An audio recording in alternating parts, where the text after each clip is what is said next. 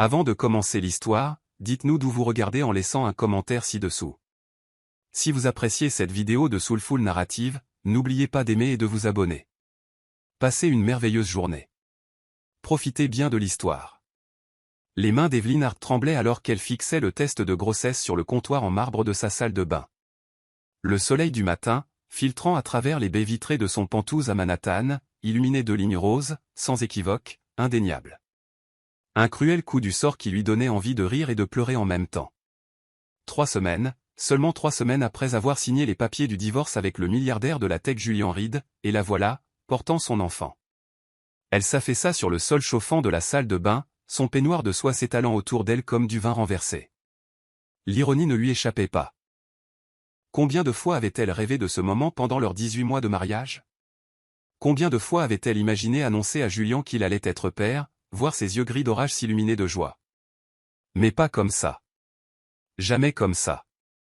La salle de bain, comme tout le reste dans sa vie, était une étude de curation minutieuse, design minimaliste, produits bio, la même esthétique qui avait fait le succès de son empire du bien-être.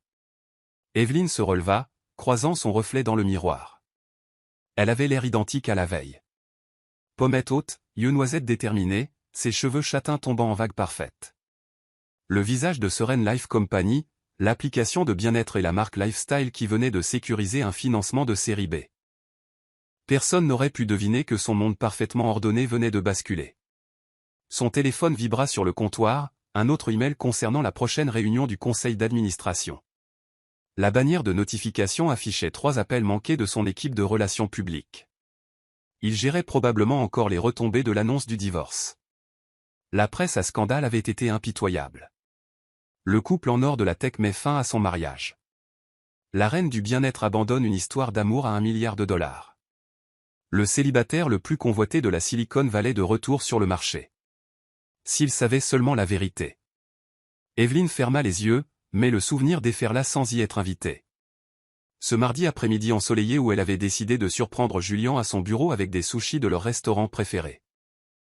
Comment elle était passée devant le bureau vide de son assistante, avait poussé la porte de son bureau et l'avait trouvé avec Cassandra Lee, sa vice-présidente du marketing. Cassandra, avec sa robe parfaitement ajustée relevée, perchée sur le bureau de Julian. Julian, debout entre ses jambes, sa main. Les yeux d'Evelyn s'ouvrirent brusquement, son estomac se nouant. Nausée matinale, se dit-elle, bien qu'elle sache que ce n'était pas ça. Certaines blessures étaient encore trop fraîches, même 3 mois plus tard. Elle entra dans son dressing, une pièce plus grande que son premier appartement, et commença sa routine matinale, choisissant un pull en cachemire crème et un pantalon taille haute. Elle s'arma de l'image cultivée qu'elle avait construite. Evelyn Hart, millionnaire autodidacte, fondatrice et PDG de Seren Life Co. Une femme qui avait quitté l'un des célibataires les plus convoités du monde parce qu'elle refusait d'accepter autre chose que le respect et la fidélité. Mais alors qu'elle attachait son collier en or, un cadeau d'anniversaire de mariage qu'elle n'avait pas pu se résoudre à enlever, ses doigts effleurèrent son ventre encore plat. Tout était sur le point de changer à nouveau. Son téléphone sonna, affichant le nom de son assistante. Evelyn, l'équipe du contrat Carter est déjà dans la salle de conférence. Ils sont impatients de discuter de l'expansion sur la côte ouest. Dis-leur que j'arrive dans 20 minutes, répondit Evelyn, sa voix stable malgré le chaos dans son esprit. Elle mit fin à l'appel et regarda le test de grossesse, toujours serré dans son autre main. La nouvelle finirait par éclater. Dans le monde impitoyable de la tech et des startups, les secrets avaient une façon de faire surface au pire moment. Julian l'apprendrait. Il n'y avait aucun moyen de l'éviter. L'homme qui avait bâti Reed Innovation à partir d'un projet de chambre d'étudiants pour en faire un empire de $50 milliards ne manquait aucun détail, surtout ceux qui pouvaient affecter son image publique soigneusement gérée. Evelyn glissa le test dans son sac Hermès, incapable de le laisser derrière elle comme une preuve que sa femme de ménage pourrait trouver. Ses talons claquaient sur le parquet alors qu'elle traversait son appartement, passant devant l'espace qui semblait encore vide sans la présence de Julian, le salon où ils avaient dansé un slow après avoir conclu leur premier investissement majeur, la cuisine où il avait tenté de lui préparer son dîner d'anniversaire, déclenchant tous les détecteurs de fumée, la terrasse où il l'avait demandé en mariage au coucher du soleil, lui promettant l'éternité. Dans l'ascenseur, Evelyn aperçut son reflet dans les parois en miroir. Elle avait l'air posée, maîtrisée, exactement comme elle s'était entraînée à paraître lors d'innombrables réunions d'investisseurs et de conférences de presse. Personne n'aurait deviné que sous son apparence soignée, son monde se fracturait à nouveau. Le portier lui fit un signe de tête alors qu'elle traversait le hall. « Votre voiture est prête, Miss Hart. » Elle hocha la tête, satisfaite de voir qu'au moins sa voix ne tremblait pas en le remerciant. Dehors, son chauffeur lui tenait la portière ouverte, et Evelyn se glissa sur la banquette arrière en cuir, ouvrant immédiatement son ordinateur portable pour examiner les documents du contrat Carter. Mais les mots se brouillaient devant ses yeux alors que la réalité s'abattait sur elle comme un lourd manteau. Dans 9 mois, il y aurait un bébé, un morceau vivant et respirant de Julian, un lien permanent avec l'homme qu'elle s'était forcée à quitter. Leur enfant aurait son fond en fiducie, ses yeux noisettes à elle, ses cheveux noirs à lui, son sourire. Le doigt d'Evelyn plana sur le contact de Julian dans son téléphone. Elle n'avait jamais supprimé son numéro, bien qu'elle se soit dit que c'était uniquement à des fins professionnelles. Leurs entreprises avaient encore des intérêts qui se chevauchaient, après tout. La voiture s'arrêta à un feu rouge, et l'étal d'un vendeur de rue attira son attention. Des fleurs fraîches, y compris les pivoines blanches que Julian lui apportait tous les vendredis sans faute, même pendant leur pire dispute. Ces fleurs apparaissaient, jusqu'au jour où elles ne le firent plus, et où elle l'avait trouvé avec Cassandra à la place. Evelyn verrouilla son téléphone, redressant les épaules. Elle avait bâti son entreprise en aidant les gens à trouver l'équilibre et la paix dans leur vie chaotique. Il était temps de suivre ses propres conseils. Elle le lui dirait. Elle lui devait bien ça. Mais pas aujourd'hui. Aujourd'hui, elle devait se concentrer sur le contrat Carter, sur son entreprise, sur l'empire qu'elle avait bâti de ses propres mains. Le bébé, cependant. Le bébé était une autre histoire. Un nouveau chapitre. Un commencement enveloppé dans une fin. Comme tant de choses dans la vie. Alors que sa voiture s'arrêtait devant l'immeuble de son bureau, Evelyn prit une profonde inspiration, rassemblant ses forces. Elle était Evelyn Hart. Elle avait quitté un mariage d'1 milliard de dollars la tête haute. Elle avait bâti une entreprise à partir de rien. Elle avait survécu à un chagrin d'amour et à une trahison. Elle pouvait survivre à ça aussi. Mais alors qu'elle descendait sur le trottoir, sa main se posa instinctivement sur son ventre. Et pendant un bref instant, elle s'autorisa à imaginer un avenir auquel elle n'avait pas osé rêver depuis le jour où son mariage s'était effondré. Un enfant avec la détermination de Julian et sa compassion à elle, une petite personne qui combinerait le meilleur d'eux deux. Puis l'instant passa, et Evelyn se redressa, afficha son sourire de PDG et entra dans son immeuble. Elle avait une réunion du conseil à diriger, une entreprise à mener, et environ 9 mois pour trouver comment dire à son ex-mari que leur histoire n'était pas tout à fait terminée. Elle ne savait pas encore que, dans les beaux quartiers de la ville, dans son propre bureau Penthouse, Julian Reed était sur le point de recevoir une alerte d'information qui allait tout changer. Expansion de l'empire du bien-être, la PDG de Seren Life Company, Evelyn Hart, aperçue à la clinique pour femmes de Manhattan. Les rouages du destin avaient commencé à tourner. Chapitre 2, la tempête éclate. Julian Reed se tenait devant les baies vitrées de son bureau Penthouse, Manhattan s'étendant sous lui comme un échiquier scintillant. Son téléphone était posé sur son bureau, l'écran toujours illuminé par l'article sur la visite d'Evelyn à la clinique. Il l'avait lu 17 fois au cours de la dernière heure, analysant chaque mot, chaque implication. Le ciel à l'extérieur s'assombrissait avec l'approche de nuages d'orage, reflétant ses pensées turbulentes. 3 mois, 1 semaine et 4 jours depuis qu'elle avait quitté sa vie. Non pas qu'il compte. Ses doigts tambourinaient contre la vitre, laissant des traces sur le verre immaculé.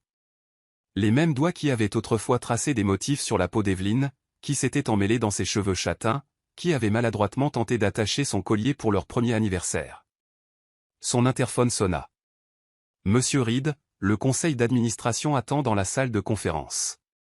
Annulé, dit-il, la voix rauque. Annulé tout aujourd'hui. Monsieur, les projections trimestrielles.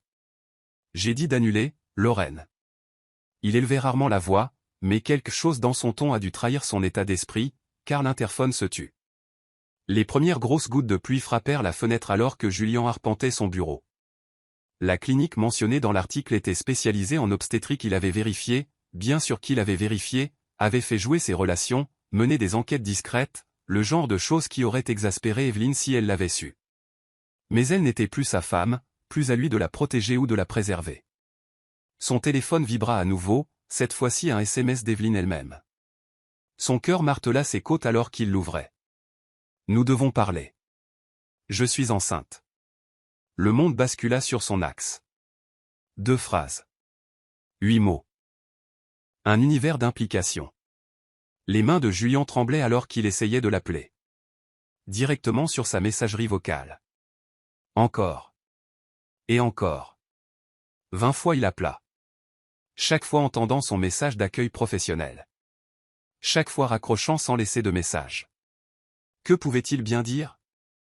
Le tonnerre gronda dehors alors qu'il se dirigeait vers son ascenseur privé, aboyant des ordres dans son téléphone. Préparez l'hélicoptère.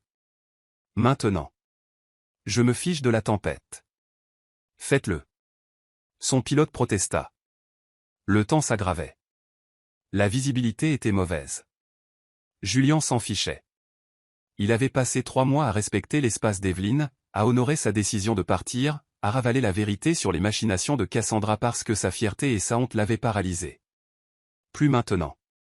Le vol en hélicoptère fut turbulent, la pluie fouettant les fenêtres alors qu'il naviguait entre les gratte-ciel de Manhattan. Julien le remarqua à peine, son esprit tournant en boucle sur des souvenirs. Le visage d'Evelyne le jour de leur rencontre, quand elle avait présenté son idée d'application de bien-être à sa société de capital risque. Son expression quand il l'avait embrassée pour la première fois, mi-choquée, mi-ravie. La façon dont elle avait l'air en descendant l'allée, si radieuse que ça faisait mal de la regarder. La dévastation dans ses yeux ce jour-là dans son bureau, quand tout s'était effondré. Ils atterrirent sur l'héliport de son immeuble alors qu'un éclair déchirait le ciel. Le costume de Julien était trempé avant même qu'il n'atteigne la porte d'accès au toit. Ses cheveux noirs habituellement parfaitement coiffés étaient plaqués sur son front. Le gardien de sécurité le reconnut. Bien sûr qu'il le reconnut.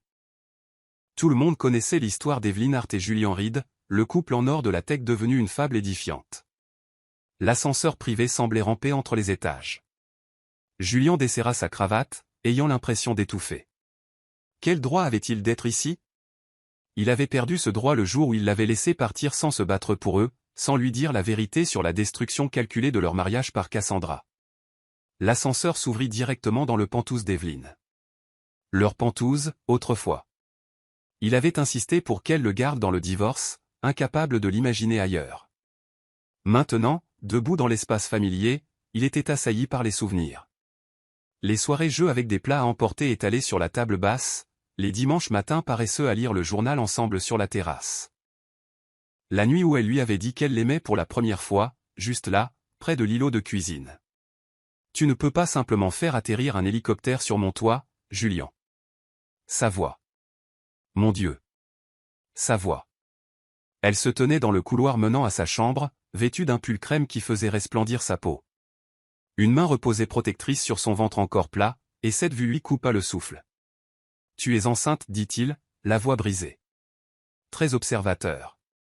C'est ce qu'on enseigne à Harvard Business School de nos jours? Son sarcasme était familier. Un mécanisme de défense qu'il connaissait bien. Mais il y avait autre chose dans ses yeux. De l'incertitude.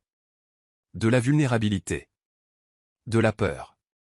Je sais que je n'ai aucun droit d'être ici, dit-il en faisant un pas en avant, l'eau de ses vêtements dégoulinant sur son parquet. Mais c'est aussi mon enfant. Les murs soigneusement construits d'Evelyne commencèrent à se fissurer.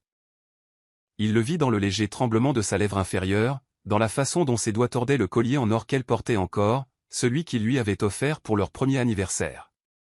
L'enfant, oui, dit-elle doucement. Mais je ne suis plus à toi, Julien. Tu as fait ce choix. Il fit un autre pas en avant. Elle leva la main pour l'arrêter. Ne fais pas ça. Ta petite amie pourrait ne pas apprécier. L'amertume dans sa voix fut comme un coup physique. Elle n'a jamais été ma petite amie, Ève. J'ai été seule depuis que tu es partie. Chaque nuit, chaque jour. Bizarre, ce n'est pas ce que ça donnait avec ses jambes enroulées autour de toi dans ton bureau. Le souvenir le fit tressaillir. Ce n'était pas ce que tu crois. Cassandra. Tais-toi. La voix d'Evelyne s'aiguisa. Ne prononce pas son nom dans ma maison. Notre maison, corrigea-t-il automatiquement, puis le regretta en voyant ses yeux flamber. Tu as perdu le droit d'appeler quoi que ce soit nôtre le jour où tu as trahi tout ce que nous avions construit ensemble. Un éclair illumina la pièce, projetant des ombres dures sur leur visage. Dans ce bref et brillant instant, Julien vit les larmes qu'elle retenait, et son cœur se brisa une fois de plus. Je ne t'ai jamais trahi, murmura-t-il. J'ai été piégé. Cassandra a tout orchestré parce que j'avais rejeté ses avances.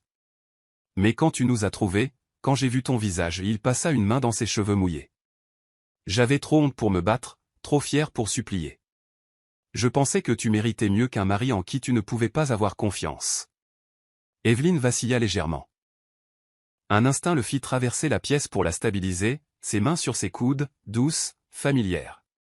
Elle ne se dégagea pas immédiatement, et l'espoir fleurit, dangereux et lumineux, dans sa poitrine. « Pourquoi me dis-tu ça maintenant » demanda-t-elle, sa voix à peine audible au-dessus de la tempête dehors. « Parce que c'est mon enfant que tu portes. » Son pouce effleura son pull, juste au-dessus de l'endroit où leur bébé grandissait. « Parce que j'ai passé chaque jour depuis que tu es parti à me noyer dans les regrets. Parce que je t'aime, Evelyne. Je n'ai jamais cessé. » Elle s'arracha alors de lui, enroulant ses bras autour d'elle-même. « L'amour ne suffit pas, Julian. La confiance est tout. Tu m'as laissé croire le pire. Tu m'as laissé partir en pensant que tu l'avais choisi elle plutôt que tout ce que nous avions. Je sais. » Les mots semblaient être du verre dans sa gorge. « Je sais que j'ai tout géré de travers. Mais s'il te plaît, Ève, s'il te plaît, laisse-moi faire partie de ça.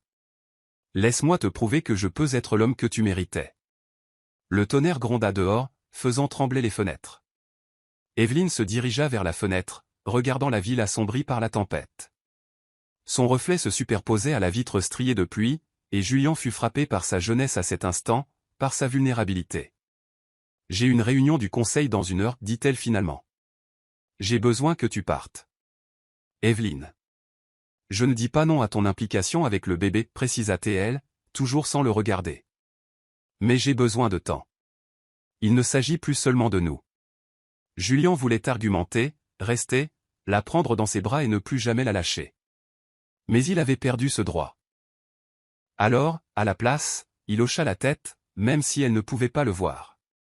Je demanderai à mon avocat de contacter le tien pour les arrangements, ajouta-t-elle, sa voix de PDG fermement en place. Au diable les avocats, dit-il doucement. Quand tu seras prête à parler, vraiment parler, appelle-moi. N'importe quand, jour ou nuit. Je serai là.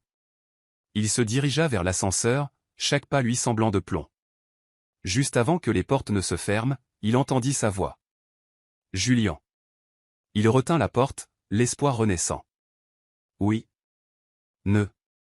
N'envoie plus Cassandra aux réunions du conseil. Je ne peux pas. Je ne peux pas la regarder sans revoir ce jour-là. La douleur dans sa voix le déchira. Elle est partie, dit-il fermement. Je l'ai renvoyée le lendemain de ton départ. J'aurais dû le faire plus tôt. J'aurais dû faire beaucoup de choses plus tôt. Evelyne hocha la tête une fois, et les portes de l'ascenseur se refermèrent entre eux. Julian s'appuya contre la paroi de l'ascenseur, ses vêtements mouillés oubliés.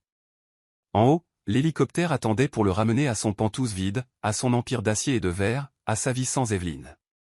Mais pour la première fois en 3 mois, 1 semaine et 4 jours, il ressentit quelque chose comme de l'espoir.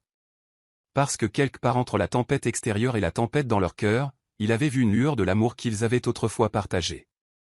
Et cette fois, il ne laisserait ni la fierté ni la honte se mettre en travers de son chemin. Il avait une seconde chance.